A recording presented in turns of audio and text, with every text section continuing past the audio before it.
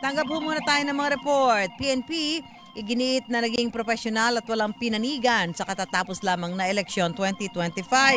Ang detalye po niyan mula sa ating kasamang si Mark Makalalad. Mark? Eleksyon 2025! Ipinigda ng pamunuan ng Philippine National Police na naging profesional sila at naging walang bahid politika sa nakalipas na eleksyon.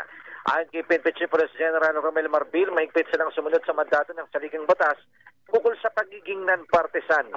Tugon umano na ito sa panawagan ni Pangulong Bongbong Marcos para sa malinis, tapat at kapanipaniwalang eleksyon mula sa kampanya, sa kasagsagan ng eleksyon at hanggang sa magbilangan.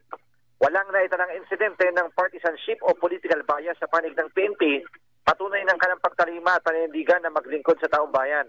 Pinatunayan lamang nito ani Marbil na sa bagong Pilipinas, serbisyo publiko at hindi politika ang kanilang pinangawakan upang lalo pang makamit ang tiwala ng taong bayan.